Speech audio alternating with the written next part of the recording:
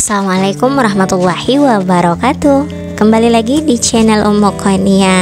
Apa kabar teman-teman semuanya? Semoga senantiasa sehat selalu dan bahagia selalu. Qadarullah, kemarin rencana mau upload video, saya sudah edit video di aplikasi yang sering saya pakai, namun belum saya save ke galeri. Pas saya mau upload, mau save di HP, ternyata sudah terhapus. Sayang sekali. Jadi saya install aplikasi baru dan memulai untuk mengedit video baru lagi. Jadi mohon maaf kalau hasilnya cukup amburadul ya teman-teman untuk editing kali ini, karena ini saya baru pertama kali pakai aplikasi ini. Oke, jadi seperti yang pernah saya sampaikan di video sebelumnya, kalau saya membagi gaji itu ke dalam 3 poin utama, yakni saving 10% sebesar 360.000 itu langsung ke rekening saya. Kemudian di sini ada cicilan rumah, itu adalah kewajibannya. Poin kedua itu kewajiban, ada cicilan rumah, kemudian arisan, kemudian listrik, iuran komplek. Kalau cicilan rumah langsung ke rekening, kemudian arisan langsung saya kasih ke tetangga, jadi yang pegang arisannya, jadi tidak saya poskan lagi ke sini. Jadi tinggal iuran kompleks, yaitu untuk sampah dan keamanan sebesar Rp50.000. Nah, untuk selanjutnya yakni celengan anak. Nah, celengan anak sendiri karena saya bagi 50 per anak, jadi saya pakai uang 50 ya, tapi tidak saya masukkan lagi ke dalam dompet pintar ini karena akan masuk ke dalam kaleng celengan. Jadi saya sisihkan untuk kedua celengan anak saya. Terus untuk sedekahnya kemarin sudah saya kasih ke orang yang membutuhkan 50.000, dan 50.000-nya lagi akan saya kasih ke yang lainnya. Tidak lain adalah adik saya sendiri. Oke. Nah, untuk kebutuhan belanja bulanan kemarin sebenarnya pada saat tanggal 1 Pak suami gajian, kita langsung ke tempat perbelanjaan. Jadi pas uangnya ditarik langsung dibelanjakan. Jadi anggarannya itu sebesar 300.000.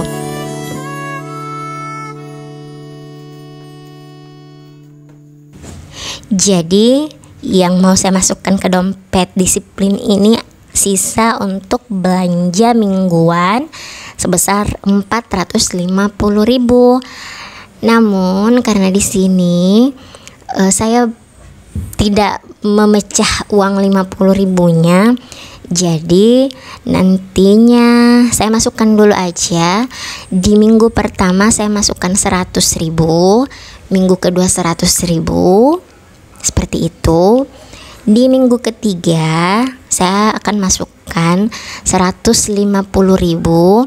Nanti yang 50.000-nya itu akan saya pecah lagi agar di setiap minggunya cukup 112.500. Benar nggak ya? Iya, kayak seperti itu. Jadi ini minggu ketiganya ya. Tapi anak saya sempat mencopot labelnya, jadi di situ tidak ada tulisan. Di minggu keempat juga 100.000. Nah, nanti setelah diganti baru saya bagi rata. Nah, untuk selanjutnya pulsa di sini yang saya maksudkan adalah kuota internet, karena kami masih pakai pulsa atau biasanya langsung beli data gitu. Untuk kuota internet, untuk gaji hanya mencukupi 100.000 aja, jadi nanti akan ditambahkan dari penghasilan lain. Untuk popok, karena kemarin waktu belanja bulanan sudah beli popok juga 50.000, jadi sisa 50.000 yang masuk ke dompet disiplin.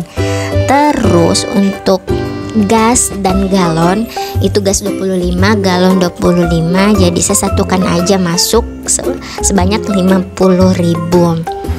Nah, untuk jajan anak 150.000, langsung saja saya masukkan 150.000. Dan yang terakhir ini untuk skincare saya, ya 50.000, karena kemarin juga baru-baru beli, jadi 50.000 cukup ya, karena tidak setiap bulan juga habis. Oke, sebelum lanjut saya mau sapa teman-teman dulu. Halo, apa kabar semuanya? Yang hadir di video ini dari daerah mana saja?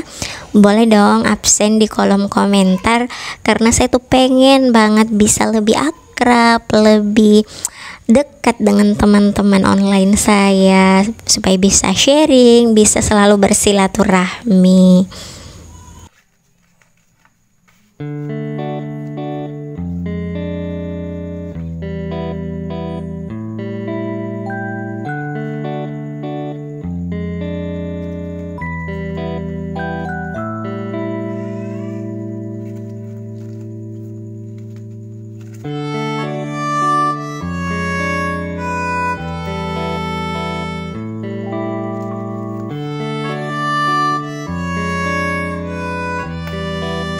Oke, setelah ini saya mau isi celengan kedua anak saya.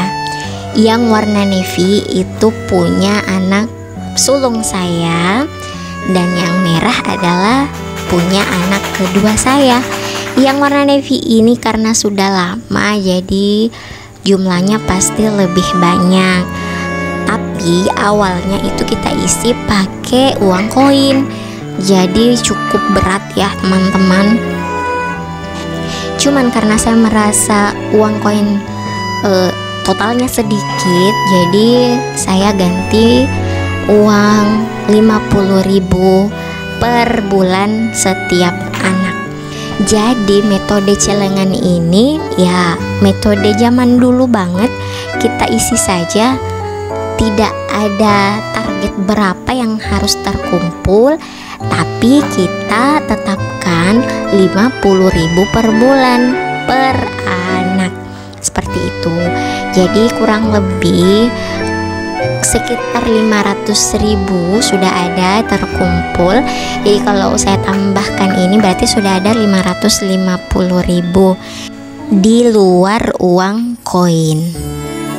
Oke, lanjut, saya mau sharing sedikit mengenai penghasilan tambahan suami saya.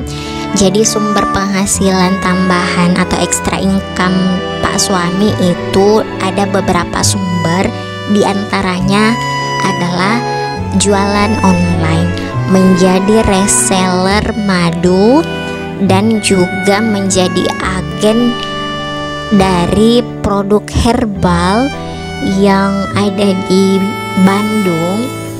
Dan kita alhamdulillah sudah menggelutinya sekitar 4 atau 5 tahun terakhir. Jadi Pak suami menjalankan itu ya secara online di samping bekerja. Terus Pak suami juga mempromosikan usaha dari teman-temannya, misalnya usaha pagar, kanopi gitu. Jadi setiap ada yang closing, maka Pak suami dapat fee dari hasil promosinya itu.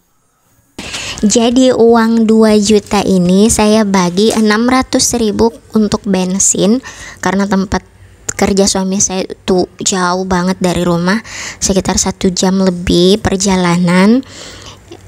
Terus untuk kuota internet saya tambahkan ya. Kalau tadi dari gaji cuma 100.000, di sini saya tambahkan lagi 100.000 dari penghasilan tambahan.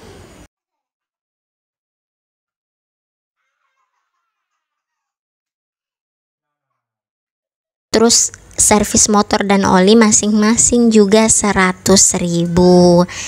Jadi sebenarnya olinya biasanya cuma 60 atau 70, tapi karena kadang motornya ada masalah jadi saya lebihkan aja. Terus lanjut untuk kesenangan ya, jangan lupa kita anggarkan untuk kesenangan kita, karena kita juga butuh hiburan teman-teman. Walau hanya sekedar keluar makan bakso dengan anak-anak dan suami, atau sekedar jalan-jalan makan es krim di luar sana, atau air kelapa muda gitu. Terus dana tak terduga. Nah, di sini ternyata ada yang bertanya, apakah dana darurat itu itu bisa dipakai untuk menutupi kekurangan dana yang lain. Misalnya ada undangan, kita mesti beli kado, atau belanja mingguan kita kurang, apa bisa pakai dana darurat. Nah, kalau saya simak dari penjelasannya Mbak Prita Gozi, beliau itu seorang perencana keuangan ya, katanya ya, dana darurat itu kan sama halnya dengan ban serep.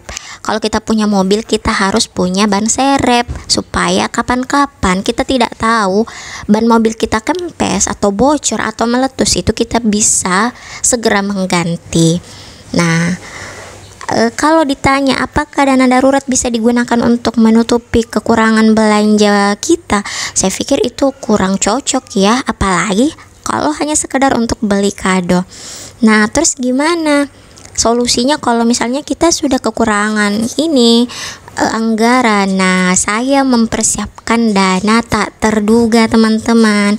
Jadi selain dana darurat yang saya siapkan, maka saya juga menyiapkan dana tak terduga.